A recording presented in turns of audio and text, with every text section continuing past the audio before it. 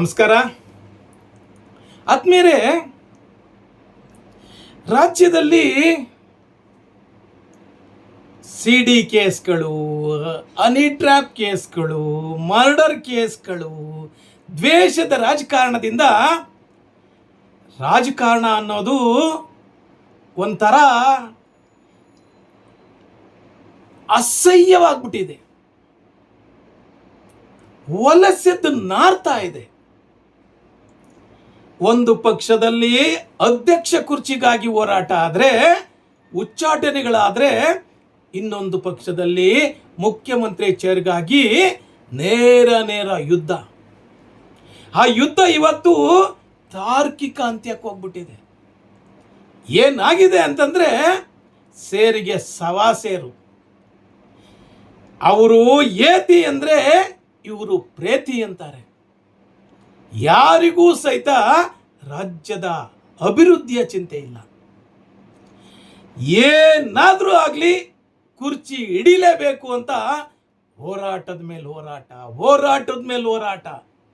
ಅದು ಏನಾದರೂ ಮಾಡ್ಕೊಳ್ಳಿ, ಇನ್ನೊಬ್ಬರ ಮುಖಕ್ಕೆ ಮಸಿ ಬಳಿಯೋ ಕೆಲಸ ಮಾಡ್ತಾ ಇದ್ದಾರೆ.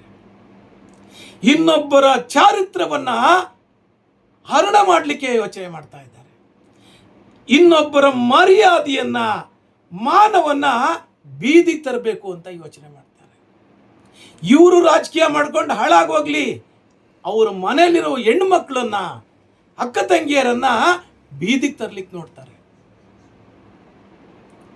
ಯಾವ ಮಟ್ಟಕ್ಕಾಗ್ಬಿಟ್ಟಿದೆ ಅಂತಂದ್ರೆ, ಏನಾರು ಆಗಲಿ, ಏನು ಬೇಕಾದರೂ ಆಗಲಿ, ನಮಗೆ ಕುರ್ಚಿ ಬೇಕು, ಅಧಿಕಾರ ಬೇಕು ಅನ್ನೋ ಸ್ಟೇಜ್ಗೆ ಈ ರಾಜಕಾರಣಿಗಳು ಬಂದ್ಬಿಟ್ಟಿದ್ದಾರೆ.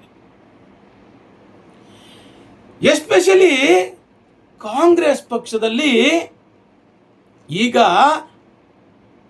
ಅಂತರ್ಯುದ್ಧ ಇತ್ತಲ್ಲ, ಈಗ ಬಹಿರಂಗ ಯುದ್ಧ ಆಗ್ಬಿಟ್ಟಿದೆ. ಬಹಿರಂಗ ಅಂದ್ರೆ ನೇರ ಇಲ್ಲ ನೀವಿರಬೇಕು, ಇಲ್ಲ ನಾವಿರಬೇಕು. ಏನು ಬೇಕಾದರೂ ಆಗಲಿ, ಯಾರು ಕೇರ್ ಮಾಡ್ತಾ ಇಲ್ಲ. ಇದಕ್ಕೆ ಏನಾದರೂ ಆಗಲಿ, ಹಾಳಾಗೋಗ್ಲಿ ಅಂದರೆ ದೇಶದ ಚಿಂತೆ, ರಾಜ್ಯದ ಚಿಂತೆಯಲ್ಲಿರುವಂತಹ ಸಾಮಾನ್ಯ ಜನ ಇವತ್ತು ರಾಜಕೀಯದಿಂದ ದೂರ ಉಳಿತಾ ಇದ್ದಾರೆ. ಅಧಿಕಾರದಲ್ಲಿರೋರಿಗೆ ಕುರ್ಚಿ ಉಳಿಸ್ಕೋಬೇಕು ಅಂತ ಚಿಂತೆ, ಅಧಿಕಾರದಾಗ ಇಲ್ಲದೆ ಇದ್ದವ್ರಿಗೆ, ಕುರ್ಚಿಲಿರೋರಿಗೆ ಏನಾದರೂ ಮಾಡಿ ಮುಖಕ್ಕೆ ಮಸಿ ಬೆಳೆದು ಅವರ ಚಾರಿತ್ರಾರಣ ಮಾಡಿ ಅವ್ರದ್ದು ಯಾವುದಾದ್ರು ಹಗರಣದಲ್ಲಿ ಸಿಗಾಕ್ಸಿ ನಾವು ಅಧಿಕಾರಕ್ಕೆ ಬರಬೇಕು ಅಂತ ಯೋಚನೆ ಮಾಡ್ತಾರೆ. ಇದನ್ನೆಲ್ಲ ನೋಡಿ CM ಸಿದ್ದರಾಮಯ್ಯನವರು ಈಗ ನೇರವಾಗಿ ಹೈಕಮಾಂಡ್ಗೂ ಸಹಿತ ನೇರವಾಗಿ ಎದುರದಲ್ಲೇ, ಹೈಕಮಾಂಡ್ಗೂ ಸಹಿತ ಬೆಲೆ ಕೊಡದಲ್ಲೇ, ಸರಿಯಾಗಿ ನಿರ್ದಿಷ್ಟವಾಗಿ ನನ್ನ ತಾಕತ್ತೇನು, ನಮ್ಮ ಟೀಮ್ ಏನು ಅನ್ನೋದನ್ನು ತೋರಿಸಲೇಬೇಕು ಅಂತ ತೀರ್ಮಾನ ಮಾಡಿಬಿಟ್ಟಿದ್ದಾರೆ. ಅದಕ್ಕೆ ಮಾಡಿದ ಮೊದಲೇ ಏನಪ್ಪ ಅಂತಂತಂದರೆ, ನಾನೇ 5 ವರ್ಷ ಕಂಟಿನ್ಯೂಸ್ ಆಗಿರ್ತೀನಿ, ಮುಖ್ಯಮಂತ್ರಿ ಆಗಿರ್ತೀನಿ, ಇದು 100% ಗ್ಯಾರಂಟಿ ಅಂದರು. ಅದಕ್ಕಿಂತ ಇನ್ನೊಂದು ಹೆಜ್ಜೆ ಮುಂದೆ ಹೋಗಿ, ಮುಂದಿನ ಚುನಾವಣೆಯೂ ಸಹಿತ ನನ್ನ ಅಧಿಕಾರ ವ್ಯಾಪ್ತಿಯಲ್ಲೇ ನಡೆಯುತ್ತೆ, ನನ್ನ ಮುಂದಾಳತ್ವದಲ್ಲೇ ನಡೆಯುತ್ತೆ ಅಂದರು. ಇದಕ್ಕೆ ಕಾರಣ ಏನು? ಇದು ಪಕ್ಷದ ಮೇಲೆ, ರಾಜ್ಯದ ಮೇಲೆ ಯಾವ ರೀತಿ ಪರಿಣಾಮ ಬೀರುತ್ತೆ? ಸನ್ಮಾನ್ಯ DCM DK ಶಿವಕುಮಾರ್ ಮೇಲೆ ಯಾವ ರೀತಿ ಪರಿಣಾಮ ಬೀರುತ್ತೆ? ಅದೇ ರೀತಿ ಇದಕ್ಕೆ ಸರಿಯಾದ ಕಾರಣವನ್ನ ನಿರ್ದಿಷ್ಟವಾಗಿ ಉದಾಹರಣೆ ಸಹಿತ ನಾನು ಕೊಡಲಿಕ್ಕೆ ನಾನು ರೆಡಿ ಇದ್ದೀನಿ. ಹಾಗೆ ಇನ್ನೊಂದು ಕಾರಣ ಏನಪ್ಪ ಅಂತಂದ್ರೆ, ಮತ್ತೊಂದು ಬದಲಾವಣೆ ಏನಪ್ಪ ಅಂತಂದ್ರೆ, ಸೈಲೆಂಟ್ ಸತೀಶ್ ಅಣ್ಣ ಜಾರಕಿಹೊಳಿ ಅವರು ಫುಲ್ ವೈಲೆಂಟ್ ಆಗಿಬಿಟ್ಟಿದ್ದಾರೆ. ಯಾವುದೇ ಕಾರಣಕ್ಕೂ KPCC ಅಧ್ಯಕ್ಷರ ಬದಲಾವಣೆ ಆಗಲೇಬೇಕು. ಮತ್ತು ಯಾವುದೇ ಕಾರಣಕ್ಕೂ DCM ಅವರನ್ನ CM ಮಾಡೋದಕ್ಕೆ ಬಿಡೋದಿಲ್ಲ ಅಂತ ನೇರ ಫೀಲ್ಡ್ ಇಳಿದ್ಬಿಟ್ಟಿದ್ದಾರೆ. ಇದಕ್ಕೆ ಕಾರಣ ಏನು ಹಾಗೂ ಇದರಿಂದ ಆಗುವ ಪರಿಣಾಮಗಳೇನು ಹಾಗೂ ಈ ಕಾಂಗ್ರೆಸ್ ಪಕ್ಷ ಹೈಕಮಾಂಡ್ ಇದೆಯಲ್ಲ ಅದೊಂಥರ ಲೋಕಮಾಂಡ್ ಆಗ್ಬಿಟ್ಟಿದೆ. ಅವರು ಈ ಇಬ್ಬರ ಮತಗಜೆಗಳ ಮಧ್ಯೆ ನಡೆಯುತ್ತಿರೋ ಯುದ್ಧದಲ್ಲಿ ಅಪ್ಪಚ್ಚಿ ಆಗ್ಬಿಟ್ಟಿದ್ದಾರೆ. ಏನಾದರೂ ಮಾಡಿ ಪಕ್ಷ ಉಳಿಸಿ, ಏನಾದರೂ ಮಾಡು ಪಕ್ಷ ಉಳಿಸಿ, ನೀವು ಹೇಳಿದ್ಕೆಲ್ಲ ರೈಟ್ ಅಂತ ಇದ್ದಾರೆ ಸನ್ಮಾನ್ಯ KPCC ಅಲ್ಲ AICC ಅಧ್ಯಕ್ಷರಾದಂಥ ಖರ್ಗೆ ಅವರು. ಖರ್ಗೆ ಅವರೇ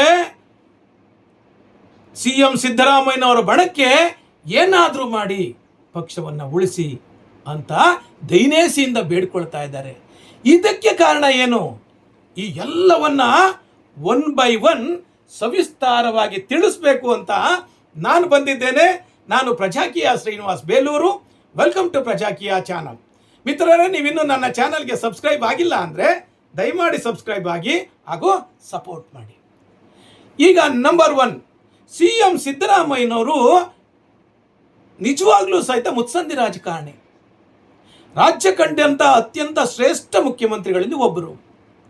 ನೇರ ನಿಷ್ಠೂರ ಮಾತುಗಾರರು, ಯಾರಿಗೂ ಅಂಜೋರಲ್ಲ, ಅಳುಕೋರಲ್ಲ.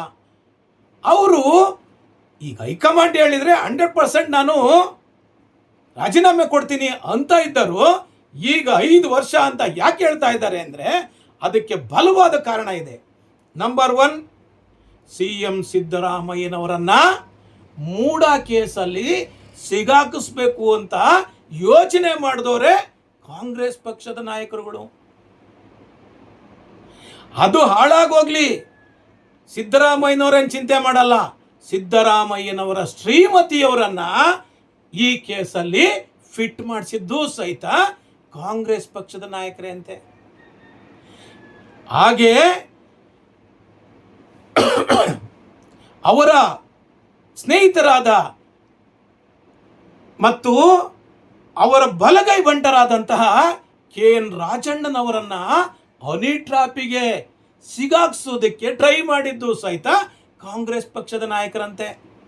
ಹಾಗೂ ಕಾಂಗ್ರೆಸ್ ಪಕ್ಷದಲ್ಲಿ ಏನಾಗ್ಬಿಟ್ಟಿದೆ ಅಂತಂದ್ರೆ ಏನು ಮಾಡಿದ್ರು ಸಹಿತ ಹೈಕಮಾಂಡ್ ಮಾತನ್ನೇ ಕೇಳಬೇಕು. ಒಂದು ಜಾತಿ ವರದಿಯನ್ನ ಮಂಡಿಸುವಾಗಿಲ್ಲ, ಒಂದೇ ಒಂದು ಮುಖ್ಯಮಂತ್ರಿಯಾಗಿ ಒಂದು ತೀರ್ಮಾನ ತೆಗೆದುಕೊಳ್ಳಂಗಿಲ್ಲ. ಎಲ್ಲದಕ್ಕೂ DK ಶಿವಕುಮಾರ್ ಮತ್ತು ಹೈಕಮಾಂಡ್ನೇ ಕೇಳಬೇಕು. ಸಚಿವ ಸಂಪುಟದ ವಿಸ್ತರಣೆ ಮಾಡಾಗಿಲ್ಲ, ಅದಕ್ಕೂ ಅವ್ರನ್ನೇ ಕೇಳಬೇಕು. ಒಂದು ಮೀಟಿಂಗ್ ಮಾಡಂಗಿಲ್ಲ, ಅದಕ್ಕೂ ಸಹಿತ ಕಲ್ಲಾಗ್ತಾರೆ. ಹೀಗಿದ್ದು ಸುಮ್ಮನೆ ಯಾಕೆ ನಾನು ಮುಖ್ಯಮಂತ್ರಿ ಆಗಿರಬೇಕು ಅಂತ ನೇರ ಹೈಕಮಾಂಡ್ ಮೇಲೆ ತಿರುಗಿ ಬಿದ್ದುಬಿಟ್ಟಿದ್ದಾರೆ. ಅದಕ್ಕೆ ಅವ್ರು ಹೇಳಿದ್ದು ನಾನೇ 5 ವರ್ಷ ಇರ್ತೀನಿ, ಮುಂದಿನ ಚುನಾವಣೆನಲ್ಲೂ ಸಹಿತ ನನ್ನ ಮುಂದಾಳತ್ವದಲ್ಲೇ ಚುನಾವಣೆ ಆಗುತ್ತೆ ಅಂತ. ನಂಬರ್ 2, ಸೈಲೆಂಟ್ ಸತೀಶ್ ಅಣ್ಣ ಮುಂದಿನ ಮುಖ್ಯಮಂತ್ರಿ ಆಗಬೇಕು ಅಂತ ಅಂದರೆ 2028 ಮುಖ್ಯಮಂತ್ರಿ ಆಗಬೇಕು ಅಂತ ಈಗಲಿಂದಲೇ ಪ್ಲಾನ್ ಮಾಡ್ತಾ ಇದ್ದಾರೆ. ಅದಕ್ಕೋಸ್ಕರ ಅವರು KPCC ಅಧ್ಯಕ್ಷರು ಆಗಲೇಬೇಕು. ಎಲ್ಲವನ್ನ ಕಂಟ್ರೋಲಾಗಿ ಇಟ್ಕೊಂಡಿರುವಂಥ KPCC ಅಧ್ಯಕ್ಷರನ್ನೇ ಬದಲಾಯಿಸಬೇಕು, ಇಲ್ಲ ಅಂದರೆ ನಾವೇ ಬದಲಾಗ್ಬಿಡ್ತೀವಿ ಅಂತ ಹೇಳಿದ್ದಾರೆ. ಈಗ 100% ಮುಂದಿನ ತಿಂಗಳು KPCC ಅಧ್ಯಕ್ಷರಾಗಿ ಸತೀಶ್ ಅಣ್ಣ ಜಾರಕಿಹೊಳಿ ಅವರು ಹೈಕಮಾಂಡು ಒಪ್ಪಿದೆ, ಪಕ್ಷದಲ್ಲೂ ಸಹಿತ ಒಪ್ಪಿದೆ. DCM ಶಿವಕುಮಾರ್ ಸಹಿತ ನಾನು ಅಧ್ಯಕ್ಷ ಸ್ಥಾನಕ್ಕೆ ರಾಜೀನಾಮೆ ಕೊಡ್ತೀನಿ ಅಂತ ಹೇಳಿದ್ದಾರೆ. ಇವ್ರ ಮಧ್ಯೆ ಇವರೆಲ್ಲಾದರೂ ಅದಕ್ಕೆ ಹೋಗ್ಬಿಟ್ಟರು. ಇಲ್ಲಿ ಪಕ್ಷ ಸಿದ್ಧಾಂತ ತತ್ವ ಯಾವುದೂ ಇಲ್ಲ. ಅಧಿಕಾರಕ್ಕೋಸ್ಕರ ಯಾರು ಯಾವ ಪಕ್ಷಕ್ಕೆ ಹೋಗೋ ರೆಡಿ ಇದ್ದಾರೆ. ಇದ್ದಿದ್ರಲ್ಲಿ ಉಳ್ಕೊಂಡಿರೋದು ಕಾಂಗ್ರೆಸ್ಗೆ ಕರ್ನಾಟಕ ಮಾತ್ರ. ಈ ಕರ್ನಾಟಕದಿಂದಲೇ ಕಾಂಗ್ರೆಸ್ ಪಕ್ಷ ಉಳ್ಕೊಂಡಿರೋದು. ಈ ತೆಲಂಗಾಣ, ಹಿಮಾಚಲ ಪ್ರದೇಶ, ಸಣ್ಣ ಪುಟ್ಟ ರಾಜ್ಯಗಳಿಂದ ಏನೂ ಇನ್ಕಮ್ ಇಲ್ಲ. ಹಾಗಾಗಿ ಖರ್ಗೆ ಸಾಹೇಬ್ರು ಹೈಕಮಾಂಡೆ ದಯಮಾಡಿ ಪಕ್ಷವನ್ನು ಉಳಿಸಿ ಅನ್ನೋ ದೈನ್ಯ ಸ್ಥಿತಿಗೆ ಬಂದ್ಬಿಟ್ಟಿದೆ. ಇದು ನನ್ನ ಅಭಿಪ್ರಾಯ, ನನ್ನ ಅನಿಸಿಕೆ. ನೀವು ವಿಚಾರವಂತರು, ನಿಮ್ಮ ಅನಿಸಿಕೆ ಅಭಿಪ್ರಾಯಗಳನ್ನು ಕಾಮೆಂಟ್ಸ್ ಮೂಲಕ